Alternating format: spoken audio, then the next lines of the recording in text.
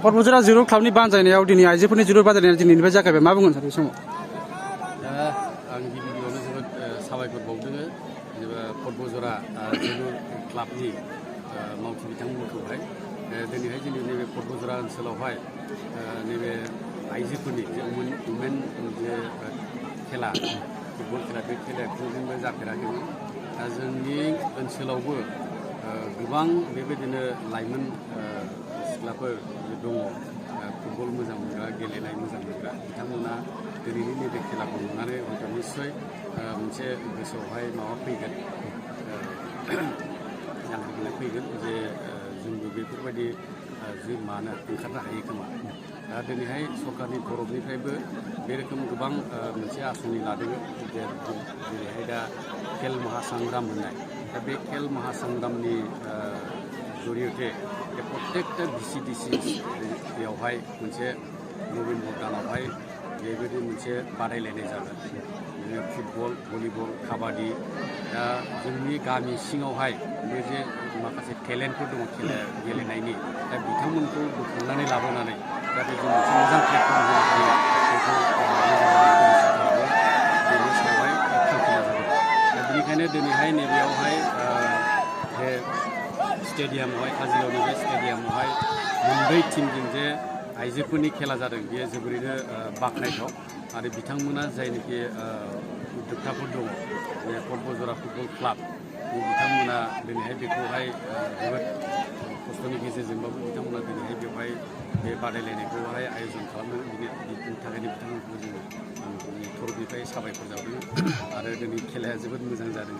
माने पाटगाव FC आरो बतझरा FC खेलाया जोबोद मोजां जादों बाख्नायथाव आसा खालामो जोंनि बे ओनसोलनिफ्रायबो आइजोफ्रा जाहाथे ओंखारबोयो खेला गेलेनायावहाय गोबां बेबायदिनो खेलानि गेजेरजों साख्रि मोननायफोर दङ लाइफखौ दानो हानाय दङ दा बिनि थाखायनो आङो खावलायदों जाहाथे जोंनि ओनसोलावबो बेफोरबायदि खेलाया जाफैयो आरो जोंनि लाइमोनफ्रा जाहाथे ओंखारबोयो बेखिनिखौनो दिनैहाय अबे अबे हान्जानि गेजेराव बादायलायनाय जादों बेवहाय बतझरा FC आरो नैबे पाटगाव दा नैबे बतझराया आवगायनानै दङ दा आसा खालामनो जाहाथे मोननैबो दला मोजाङै गेलेदों जाहाथे मोजाङैनो मोजां खेलाया जालाङो बेखौनो आङो हास्थायदों बतझरा हालामनि लाइमोनफोरखौ उन्दैनि लाइमोनफोरखौ मा खावलायगोन बे फुटबल गेलेनाय बागै दा आं बेखौनो खावलायनो लुबैदों दिनै सरकारनि तरफनिफ्रायबो आं दहायनो बुंखाबाय बे सरकारनि तरफनिफ्रायनो जे माखासे बेबायदि खेला गेलेनाय मोसानाय मेथाइ खननाय बेफोरखौ जाहाथे सिंनि गामि सिंनिफ्राय जाहाथे दिखांनानै लाबोनानै मोजां मोनसे जायगा होनो हायो मोजां मोनसे प्लेटफर्म होनो हायो बिनि थाखायबो दिनैहाय आसाम सोरखार भारत सोरखार BTC सरखार बिथांमोना नाजागासिनो दङ दा नभेम्बर दानावहाय बिनिनो खेल महासंग्राम होननाय दङ सांस्कृति महासंग्राम दङ दा बिनि जरियते जोंनि सिंनि लाइमोनफोरखौ बोखांनानै लाबोनानै मोनसे नेसनेल लेभेलावहाय इन्टारनेसनेल लेभेलावहाय लांनायनि मोनसे प्रसेसटाखौ दा बानायगासिनो बतझरायाव बेखौनो जों थारमाने एसे बतझरा फुटबल क्लाब हिसाबै बतझरा फुटबल क्लाब हिसाबै जों आइजोफोरनि टीमखौनो बानायनो थाखाय दा बेखिनि खेलानि आयोजनखौ खालामनाय जाबाय आरो बेनि थ्रुथे जाहाथे जोंनो गार्जियानफ्राबो जाहाथे बिसोरबो मोनसे माने एनकारेज मोनो आरो प्लेयारफ्राबो जाहाथे एनकारेज मोनो एनकारेज जानानै जाहाथे हिन्जावफोरबो जे माने आइजोफोरबो जे फुटबलखौ गेलेनो हायो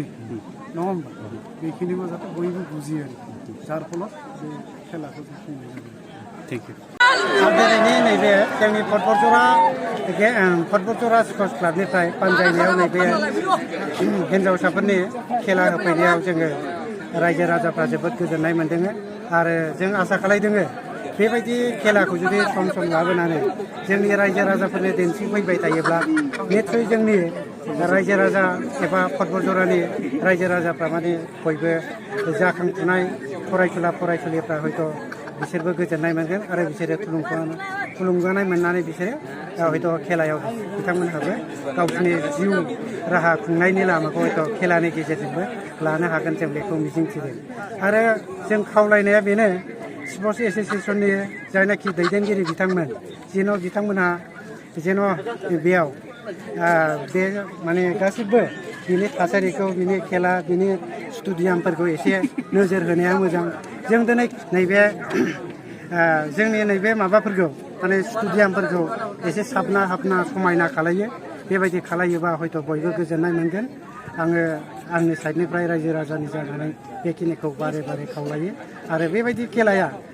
बोसोरनै बोसोरथाम आगोलनिफ्रायनो जानांगौमोन खिन्थु दिनैसो जाफैदों दा बे जोबोद उन जाबावबायसो दा आसा खालामदों जेखि जाया उननि समफ्राव जेन' मोजाङै मोजां लाबोबाय थायो खेलाखौ आरो थुलुंगा होफैयो बेनि थाखायनो आङो बे जोंनि बतझर स्पर्ट्स एस'सिएशननि सोद्रोमा बिथांमोनखौ गंलाय खावलायनो थाखाय एसेनोसै मोननायावथ' दुबदुरा होननाय खोनादों आरो बेनिफ्राय पाटगाव मा होनदोंमोनथाय आं बारा खोनायाखै FC दा बिथांमोनहा दा खेलायाथ' जागासिनो दङ जों जोबोद गोजोननाय मोन्दों दा मोननैनि गेजेराव सोलिगासिनो दङ बल सोलायनो हायाखै बबे हान्जाखौ देरहागोन होननानै आसा खालामदों आं आसा खालामनायावथ' आंनि नोजोरनिफ्राय नायबाय थानायाव दा आङो माबाखौ मा होनो नैबे गवालपारा दुबदुराखौ माने देरहागोन बायदि एसे नुदों बेबायदि आरो आंनि साइडनिफ्राय गिबियावनो आं नोंथांमोनखौ धन्यबाद जासिबाय लोगोसे जोंखौ बे मा होनो बतझरा टुर्नामेन्ट कमिटिया जोंखौसो एभालान्स स्पर्ट्स क्लाबखौ इनभाइट खालामनानै बाहाय फोथाराव गेलेहोदों बिनि थाखाय गिबियावनो पार्टिसिपेट खालामनो थाखाय धन्यबाद जासिग्रोबाय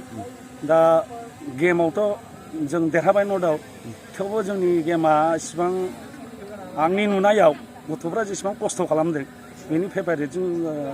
2-1 देरहानाय जाहैबाय बिथांमोनाबो टिमा मोजांमोन लाकिलि आनलाकिलि खोथा थाहैबाय जेननाय देरनाय दं हिसाबै लाकिलियाव जों देरहानाय जाहैबाय 2-1 नोंथांमोनहा जे गुबुन गुबुन जायगायाव फुटबल गेलेहैयो मा रोखोम मोनदों बतझराव गेलेफैनानैहाय अनेक मोजां मोनदों थारमाने जों बाखि जेसेबां बेलेग ग्राउन्डफ्राव बा बेलेग आदार डिस्ट्रिक्टफ्राव बा स्टेटफ्राव गेलेयोबा ग्राउन्डफोरखौ आं इसेबां साबसिन नुवाखैमोन खिन्थु बे ग्राउन्डआ लेडिसनि थाखाय बिराद बरिया बिराद क्लिन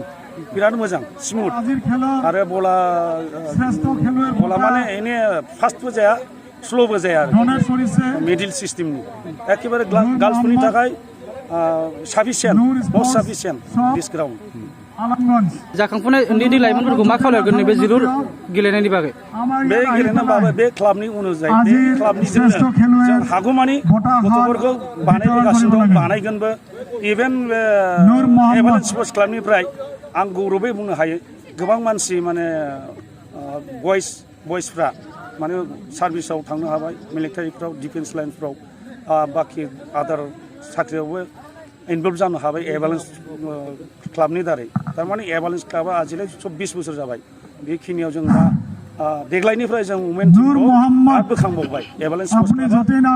केडिसिनि जानानै लिग गेलेबावबाय लिगाव रानार्स जादों जों लिगाव दा बेखिनिसिम आवगायगासिनो दं जेनेरेसनखौ बोखांनो थाखाय बे हिन्जावसाफोरखौ बोखांनो थाखाय साफ्रोमबो जाय इनभाइट खालामो बाहाय जेननाय देरहानाय थायो बे साहसखौ होनानैब्लाबो बिसोरखौ पारफरमेन्स देखायहोगासिनो दं आरोखि एभालान्स स्पर्ट्स क्लाबनिफ्राय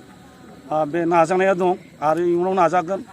नाजाबाय थागोन आरो बेनिफ्राय साबसिन गेलेहोनाय सेस्था खालामनो जों नाजागासिनो दं मा रोखोम दिनै देरहासार जानो हानाय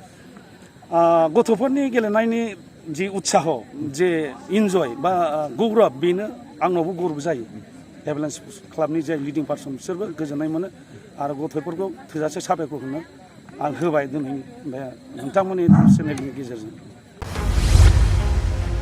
डिजिटेल बड' निउसनिफ्राय गासैखौबो खुलुमनाय आरो बरायनाय बावहरनाय जाबाय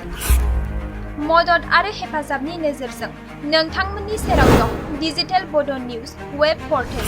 सुखु दुखुनि समाव खैदां खैफोदनि समाव नोंथांमोननि राव जानानै ओंखारबोगोन डिजिटेल बड' निउस खौरां दैथायहरनो आरो जोंजों थोंजोङै फोनांजाबनो थाखाय जानबुं नं 6901559919 उदां आरो सैथो खौरां फोसावनायनि थांखिजों नोंथांमोननि सेराव दं डिजिटेल बड' निउस।